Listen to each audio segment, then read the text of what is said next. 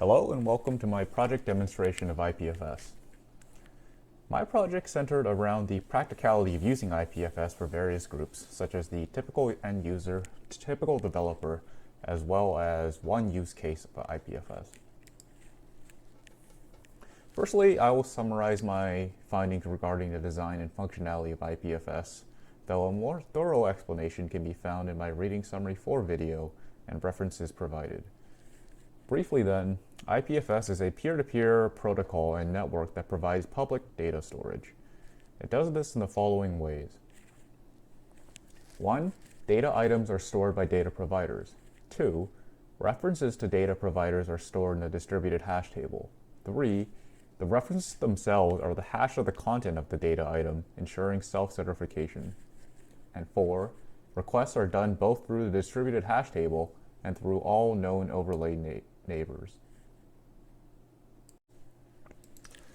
Now I will discuss its uptake and current usage. Organizations that have adopted IPFS use it as a secure file storage solution that takes advantage of the free disk space in their physical machines by operating them as IPFS nodes, and are able to create a central repository of content identifiers to index data items. Another popular usage is with blockchain technologies, where users are able to mitigate one of the major downsides of IPFS, which I will cover later, by storing references to data items within the distributed ledger of the blockchain itself, enabling third parties to easily verify the existence of data items. The most obvious point of comparison is with BitTorrent, another peer-to-peer file sharing protocol. Beyond the well-known use of BitTorrent in downloading and sharing content outside the scope of the law, which I might add has a robust community and usable index search options behind it, BitTorrent is often used by organizations for file transfer between servers and to distribute content to their customers, and by doing so, save money on bandwidth. In comparison, the uptake of IPFS on this front, even though it is usable and may have performance advantages, has largely been non-existent, though this might be due to the dominance of BitTorrent and not because of any deficiencies within IPFS itself. Since my project is centered around the feasibility of IPFS, I will be looking at its claim that, in its own words, be a complement to HTTP. That is a rather ambitious statement, and though prior work is focused on looking at the publication and retrieval times, as well as associated delay, they neglect to look at why someone might choose to use IPFS beyond its theoretical performance. Really, for the end user, there is very little appeal to using IPFS. For everyday web browsing, HTTP is both faster and simpler to use, while BitTorrent is superior for the purposes of peer-to-peer file transfer due to its larger community and search options. As for its actual usage itself, I will be giving a demonstration afterwards, but currently, its fatal flaw, in my opinion, is also one of its greatest strengths, that of content-based hashing. This becomes a downside since data items are accessed primarily through their content identifiers, which is created by hashing its content, and so by definition, you should not be able to piece together what sort of content a content identifier contains just from analyzing its hash alone. Which means that in order to utilize IPFS to request a file, you must somehow obtain the content identifier from somewhere. It is this bottleneck that prevents IPFS from being truly useful for the end user. Though plenty of data is stored on IPFS, it is all opaque to the end user because of the bottleneck of obtaining content identifiers. There have been some efforts to remedy this, however, and pictured on this slide is the inner workings of IPFS Search, a search engine that uses a web crawler and sniffer to extract hashes from nodes, then extract the data from the hash and index them. However, compared to the functionality provided by modern search engines such as Google, it is sorely lacking, only allowing for filters according to the file size, the type of data item it is, and when the crawler last has seen the file. It will then use a regular expression match for the search query, ignoring results that are similar but are spelt differently or are listed under a synonym. In essence, the state of IPFS is similar to the internet in the early 90s, where the various indices that aggregated websites were only local, though rudimentary web crawlers that attempted to aggregate the whole web were starting to come online.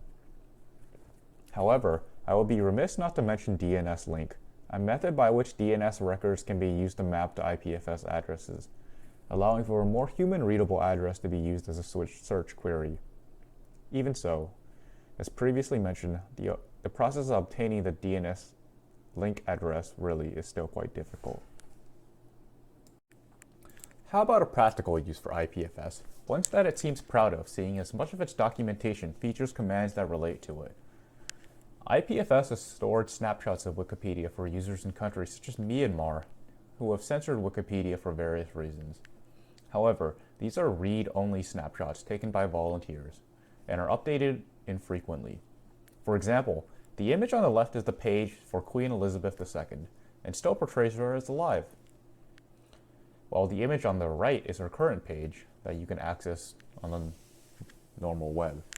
The reason for these infrequent updates can be attributed to the cumbersome process of taking a new snapshot, which requires a local IPFS node to be configured, a snapshot downloaded and extracted from a third party, and the data to be added to the IPFS node, which can be a lengthy process and disk space hungry, seeing as the entirety of the English Wikipedia is over 250 gigabytes. Though these are issues that need to be resolved, they are not crippling to the average user experience, as the vast majority of articles do not require constant revision. And so, seeing a older copy is not a problem. However, a more pressing problem is that the snapshot being hosted on IPFS is only the link to a single page and does not have a search function associated with it. So the only way to traverse the Wikipedia is through the links on the site itself, which is a tedious experience when trying to look up something specific. As you can see, the image on the left does not have a search bar.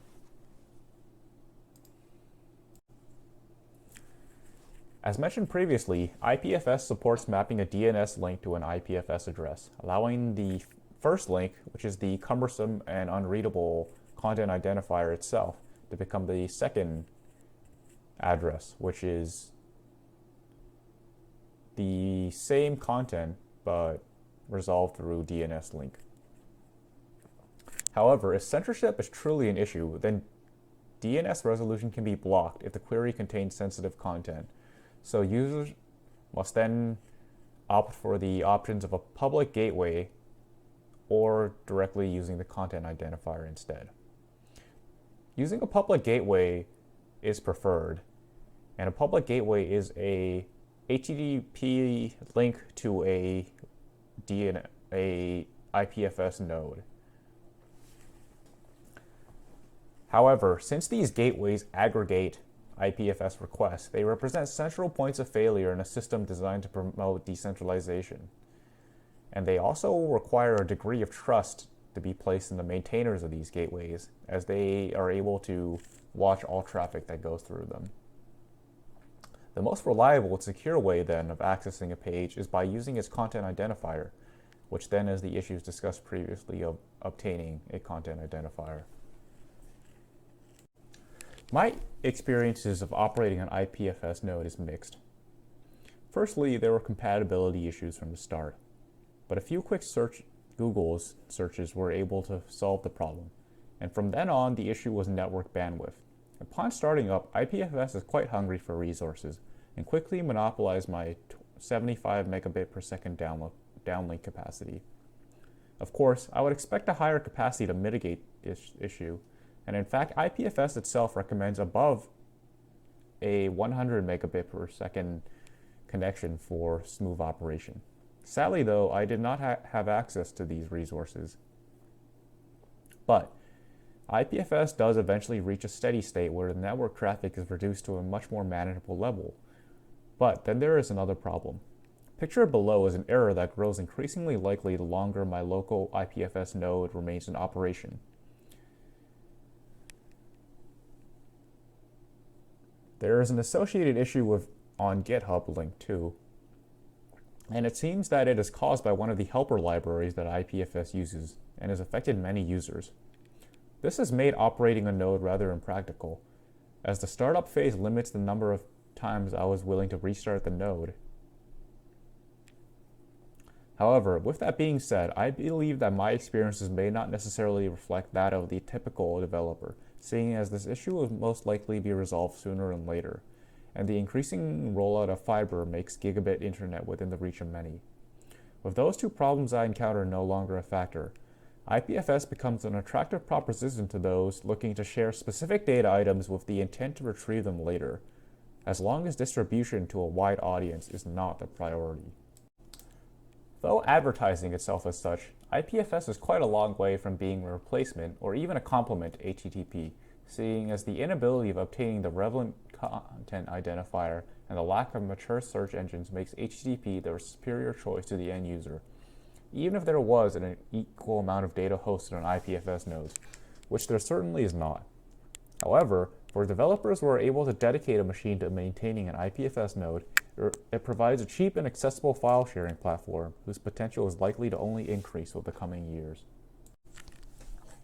Now I will be giving a small demonstration of using IPFS itself. So, open up two terminals. I will be using this file, which is a small text file, and this file, which is a slightly larger image file.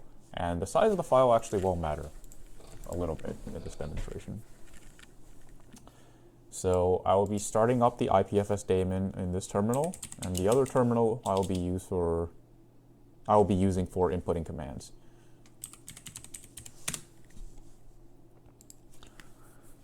So to publish files to my IPFS node, I use the IPFS add command. IPFS add. I'm adding the text file, and this returns the content identifier for the text file. So then I will retrieve this text file, this data item from my local node by using the IPFS cat command. And this will return me the actual text.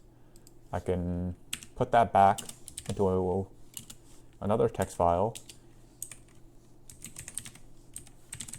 by redirecting the output to a text document. And here we have the exact same text file, which I can compare using diff.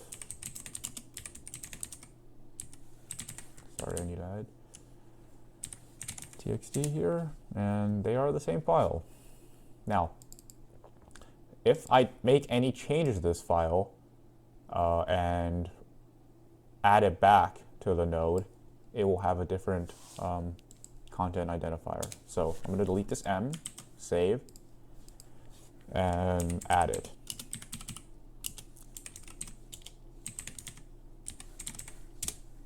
So this is another content identifier, and it will be different from the first one. And I'll be checking that with diff once again. So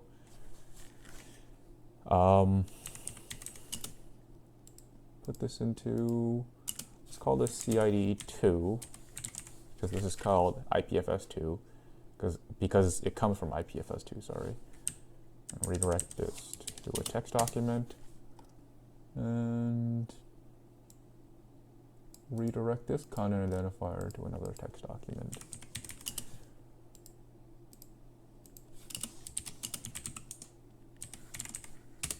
So if I diff these two files,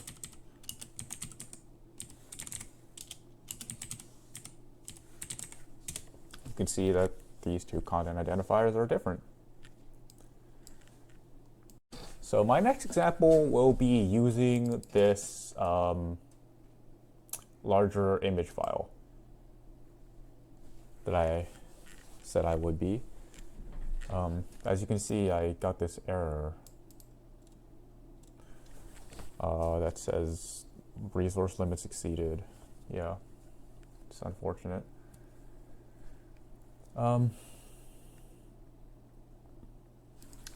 Yeah, so I add it the same way.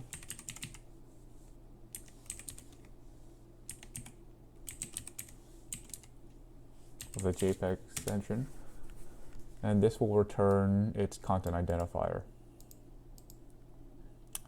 However, you can inspect that this content identifier is really a amalgamation of its the content identifier of each of its blocks that makes it up.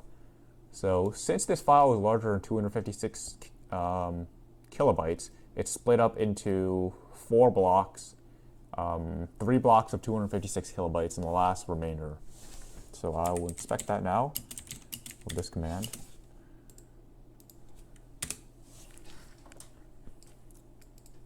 So each of these blocks has its own content identifier, and I can show this, but it won't, because if it's only the component of an image block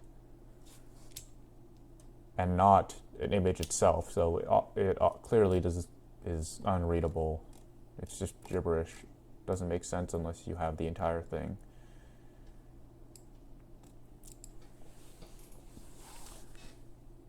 But you can actually assemble the entire image just from the hash of its blocks alone. So with the cat command,